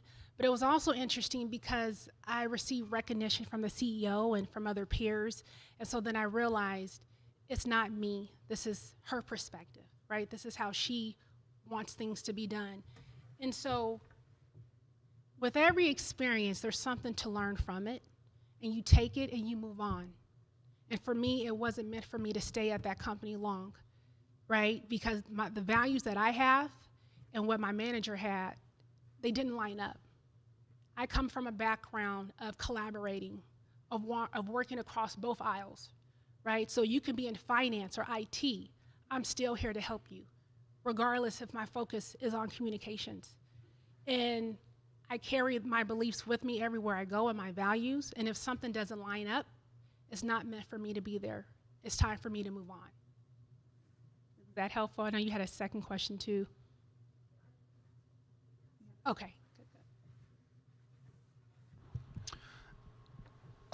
We heard Harry Smith touch yesterday on his, personal interests in music and such, kind of helping to pave his way for his eventual amazing career. Could you touch on how your personal interests have impacted your career and how you would recommend people take advantage of the things that they enjoy doing outside of work to influence their work life? Oh, yes, it makes a difference. I think because of my experience with study abroad, I love to travel. I'm trying to expose my kids to traveling as much as possible. I love to listen to music too. I think anything that's calming and relaxing and that can inspire me, feeds my soul. I don't know if you guys are familiar with the app called Calm, right? And so I love it. I actually was listening to it. What is his name? Jay Shetty. Okay, I have a couple nods, so you know who I'm talking about. He's a phenomenal speaker and motivator, right? And so just kind of tapping into things that you enjoy, even if it's 15 minutes before you head to work, right? Or ending your day with things that you enjoy. But trying to find that balance will definitely help you throughout your career.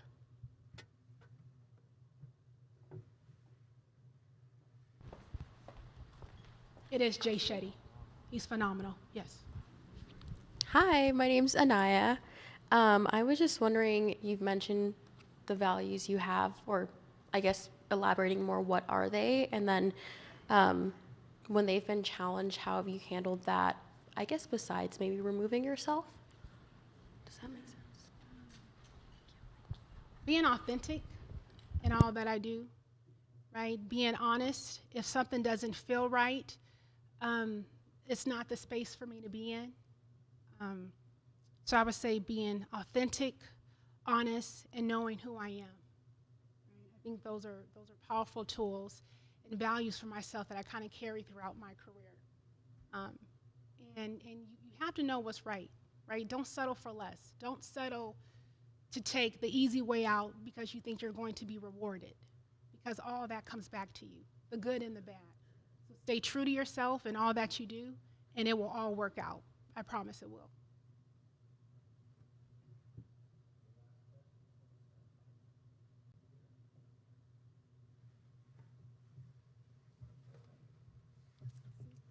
Thank you.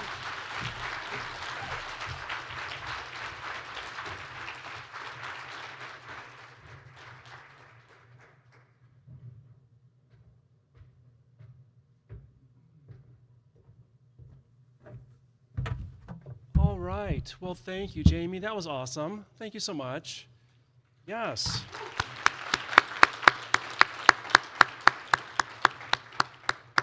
Super, super cool to think about. Appreciate you sharing your own experiences. Great opportunity for us. And this is a conclusion of the Murrow Symposium. How about that, everybody? So, yeah. Right. Just briefly, as we think about this symposium and the theme, I'm reminded of a profound truth that Edward Murrow understood literally decades ago, and that is that communication or connection is a critical act of communication. So from our keynotes to our conversations in the hallways to in the coaching, all those kinds of things, we've learned to communicate and connect across discipline, across technologies, in some cases even across cultures, certainly across generations, speaking from my perspective as a 62-year-old blah, blah, blah. So our theme, Connect, Discovery Through Curiosity, isn't really just a phrase. It's actually a call to action, especially in an era of automated communication, of echo chambers, information bubbles, news feeds that are fed to us. Curiosity really may be our very most valuable currency. And it's what transforms, I think, a simple conversation into a meaningful dialogue, and a meaningful dialogue into genuine understanding. And that's really what the theme has been about and what we've desired for you as students. Murrow once said, it's one of my favorite quotes, that our history will be what we make it. So it gives us the power to shape our future, and that is our reality as Murrow College, as Murrow College students, faculty, staff, and certainly alumni, professional advisory board members and the like. So students, you will shape our shared history. So this will necessarily fall to you. And in a world of communication that often feels fragmented and places of difference, you will be the ones to help bring us together through communication. I think that's critical. To our professional advisory board members, our alumni, our working professionals, you really are our greatest asset as a college. You carry this message forward. You are the ones who are truly, in a sense, today, Murrow in action for us, representing the very best of Murrow College. So I appreciate that. You have built a legacy of communication, bridges of empathy and understanding. So as we leave today, I just want to challenge each of you to continue in the spirit of communication and connection. So introduce yourself to someone, reach out to folks, say hi, get to know somebody. I've been trying to be really intentional about that myself. I just have to tell you the truth. The very easiest thing for me to do is sit there and be locked into my email and the other kinds of things I'm doing. So I've really tried to force myself out of my comfort zone, and I'm going to be more intentional about that as well. So if you see me coming and you don't want to talk, you should run, because I may be looking for you. But I think it's important to reach out to folks, to introduce yourself, maybe to listen more than you speak. That's a really a hard thing to do sometimes, but I think it's going to be important. But really, at the end of the day, it's not about our technology or those kinds of things. It's about the connections we create through communication. That's going to be our most important asset, and that's our big takeaway for the symposium. So with that, I'm going to say thanks for an outstanding symposium. Number 49 is awesome.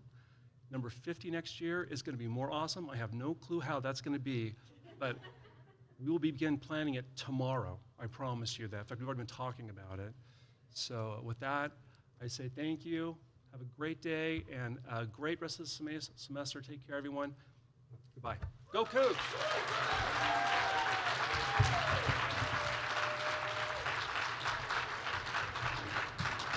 Just a quick reminder for everybody, if you're still around at 2:10, there's a PRSA Connected Community meeting.